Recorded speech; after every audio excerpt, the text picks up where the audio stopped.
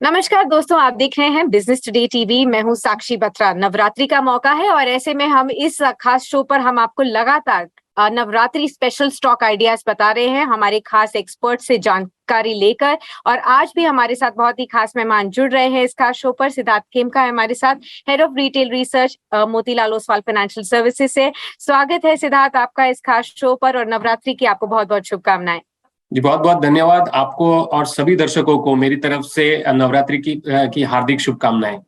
जी सिद्धार्थ, शुक्रिया इसके लिए। साथ ही साथ क्योंकि फेस्टिव सीजन की शुरुआत नवरात्रों के साथ हो गई है, अक्सर इसे देखा जाता है कि ये काफी अच्छा समय माना जाता है किसी भी नई शुरुआत के लिए, ऑस्पिशियस समय माना जाता है।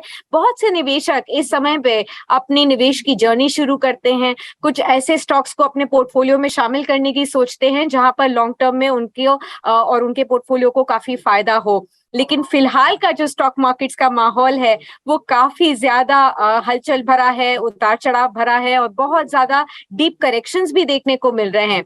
ऐसे में ज्यादातर इन्वेस्टर्स थोड़े घबराए हुए हैं। उनके लिए आपकी राय क्या रहेगी? क्या इस बार नवरात्रि में एक अच्छा मौका रहेगा स्टॉक मार्केट में निवेश का? जी अगर आप देखें तो जो करंट मार्केट में वोलेटिलिटी है ये एक ग्लोबल फैक्टर्स की वजह से है। ग्लोबली अगर आप देखें तो जो रिकॉर्ड हाई इन्फ्लेशन है उसको कंट्रोल करने के लिए जो सेंट्रल बैंक्स हैं उन्होंने काफी हद तक जो इंटरेस्ट रेट्स को बढ़ाया है और आगे भी थोड़े दिन और बढ़ाने की संभावना है।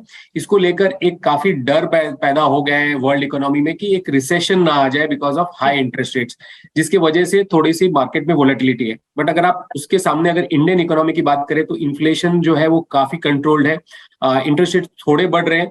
बट 2 साल के जो पैंडेमिक जो लॉकडाउन के बाद ये पहला साल है जहां हम पूरा ओपन इकोनॉमी देख रहे हैं and Indian economy definitely clearly stands out. Global अगर आप वर्ल्ड बैंक और आईएमएफ की एस्टिमेट देखें तो इंडियन इकोनॉमी की जो जीडीपी की ग्रोथ है वो दुनिया में one of the best highest growth की बात कर रहे हैं।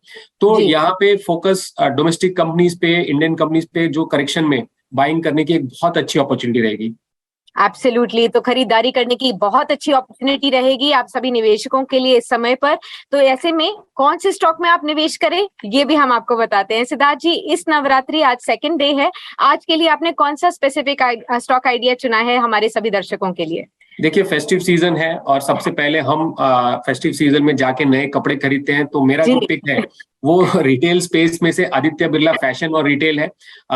जैसे मैंने बोला लास्ट 2 साल के बाद पहला सीजन आएगा जब इनको फुल फेस्टिव सीजन में कोई भी डिसरप्शन या लॉकडाउन के बिना, पैंडेमिक लॉकडाउन के बिना ऑपरेट करने को मिलेगा। अगर आप आदित्य बिरला फैशन को देखें तो इनके काफी अच्छे ब्रांड्स हैं, उनके खुद के लाइफस्टाइल ब्रांड्स हैं, पैंटलून है, एथनिक वेयर है और एक जो अगर वैन हुजन ब्रांड के अंदर उन्होंने एक जो इनर वेयर का भी बहुत बड़ा ग्रोथ देखा है। तो ओवरऑल ये कंपनी को काफी डोमेस्टिक कंजम्पशन और जो फेस्टिव डिमांड की वजह से, ग्रोथ की वजह से बेनिफिट मिलेगा। जी बिल्कुल, तो फेस्टिव सीजन है, अगर आप भी कपड़े और जूते खरीदना चाह रहे हैं तो उसी स्पेस से रिलेटेड एक स्टॉक आपके लिए चुना है यहाँ पर सिद्धार्थ जी ने, आदित्य बिरला फैशन रिटेल का। आपको जैसे अभी सिद्धार्थ जी ने बताया कि ये कंपनी के अंदर बहुत सारे ब्रांड्स हैं, आप जानते ही होंगे इन पॉपुलर ब्रांड्स को। पैंटलून्स हो गया, रीबॉक की भी इन्होंने राइट्स ली हैं। साथ ही साथ अगर आप देखें तो वैन ह्यूजन जैसे कंपनी और हाउस ऑफ मसाबा में भी इनका स्टेक है। तो डेफिनेटली इन सभी कंपनीज का जो प्रॉफिट्स होते हैं वो उनके पास भी जाते हैं। इन सब कंपनियों से अगर आप खरीदते हैं इन ब्रांड से तो definitely Aditya Birla fashion retail को उसका फायदा पहुंचता है। और अगर आपको इस स्पेस में इंटरेस्ट है तो इस स्टॉक को आप अपने रडार पर रख सकते हैं। तो सिद्धार्थ जी, ऐसे में ये बताइए कि रिटेल स्पेस पे तो बहुत सारे स्टॉक्स लिस्टेड स्पेस में हैं, लेकिन क्यों आपने आदित्य बिरला फैशन रिटेल को ही चुना? बाकी सभी पेयर से ये कैसे बेहतर होने वाला है आगे जाते हुए और कितना ग्रोथ पोटेंशियल ये रखता है? जी बिल्कुल, अगर आप देखें तो सबसे पहला तो वैल्यूएशन काफी कंफर्टेबल है बिकॉज ऑफ पैंडेमिक पास्ट में थोड़ा लॉसेस किया था कंपनी ने, बट अगर वहां से काफी इंप्रूवमेंट देखने को मिला है। तो अगर आप वैल्यूएशन की बात करें तो कंपनी FY24 के एस्टिमेट्स पे अभी भी less than 2 times on EV to sales, जो जनरली हम रिटेल कंपनीज, ब्रांडेड कंपनीज को एक सेल्स के ऊपर एक मल्टीपल देखते हैं तो लेस देन 2 times है, काफी अट्रैक्टिव वैल्यूएशन है। इवन EV एबिटा पे अराउंड 13 times पे वैल्यूएशन अवेलेबल है। अगर आप ग्रोथ की बात करें तो ओवरऑल अच्छी ग्रोथ, मतलब लाइफस्टाइल जो उनका मेजर सेगमेंट है वो ड्राइव करेगा ओवर द नेक्स्ट 2 years। सो 25 से 30% की रेवेन्यू और एबिटा CAGR की एक्सपेक्टेशन है। कंपनी का फोकस जो है न्यूअर ब्रांड्स और ग्रोथ का, उसको बहुत एग्रेसिव ब्रांड एक्विजिशन एडिशन का है, तो 270 स्टोर्स ऐड करेंगे। मगर ये सब करते हुए एक बैलेंस शीट के ऊपर फोकस है कि बैलेंस शीट बहुत ज्यादा खराब ना हो। उन्होंने रिसेंटली हाल में एक फंड भी रेज किया है जीआईसी से 2200 करोड़ का, जिसकी वजह से अपने ओवरऑल जो डेट कम होगा और प्रॉफिटेबिलिटी को भी इंप्रूवमेंट मिलेगा। डेफिनेटली।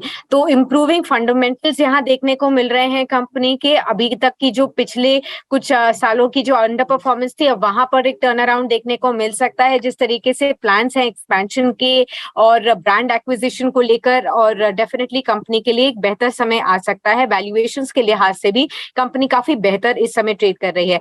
तो अब सिद्धार्थ जी बताइए कि किस तरीके के टारगेट्स आपको दिखते हैं आदित्य बिरला फैशन रिटेल पर, और कब तक वो टारगेट्स अचीव हो जाएंगे? जी, हम अगर एक 1 ईयर फॉरवर्ड के हिसाब से अगर हम टारगेट ले तो हमारा इन हाउस टारगेट 380 का है।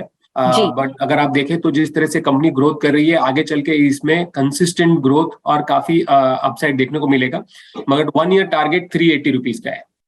ठीक है। साथ ही आप हमको ये बताइए कि जो निवेशक अभी आदित्य बिरला फैशन रिटेल को अपने पोर्टफोलियो में शामिल करना चाहते हैं, उनके लिए सबसे सही स्ट्रैटेजी क्या होगी? क्या इस वक्त करंट प्राइस पर वो एक लमसम अमाउंट डाल दें, या फिर कुछ समय तक लगातार स्टैगर्ड फैशन में वो अपना इन्वेस्टमेंट करते रहें? जी साक्षी, जो करंट मार्केट है ग्लोबली, जो वोलेटाइल एनवायरनमेंट है, इसमें डेफिनेटली एक स्टैगर्ड मैनर में एक्यूमुलेट करना बेस्ट स्ट्रेटेजी रहेगा। तो ये जो अगले 1-2 महीने के अंदर जो हमें वोलेटिलिटी मिले, तो सजेशन यही रहेगा कि आप उसमें इसे एक स्टैगर्ड मैनर में एक्यूमुलेट कीजिए।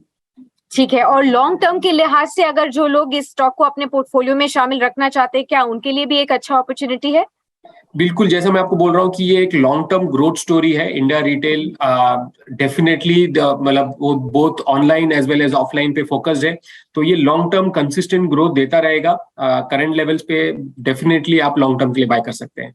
ठीक है। तो लॉन्ग टर्म के लिए एक अच्छा स्टॉक आपको रिटेल स्पेस से आदित्य बिरला फैशन रिटेल का यहाँ पर बताया गया है। अच्छे अपसाइड्स देखने को मिल सकते हैं अगले 1 साल में 18 से 20%, और साथ ही साथ इस पूरे ही साल में आप स्टैगर्ड फैशन में धीरे धीरे इस स्टॉक को अक्यूमुलेट कर सकते हैं। ओवर द नेक्स्ट 2 मंथ्स आपको अच्छे मौके मिलेंगे इस स्टॉक को अक्यूमुलेट करने के लिए अपने पोर्टफोलियो में। बहुत बहुत शुक्रिया सिद्धार्थ जी आपका इस खास शो पर बने रहने के लिए, और अपना specific Navratri special stock idea हमारे दर्शकों के साथ शेयर करने के लिए। Thank you. वीडियो पसंद आया तो हमें लाइक, कमेंट, शेयर और सब्सक्राइब जरूर करें।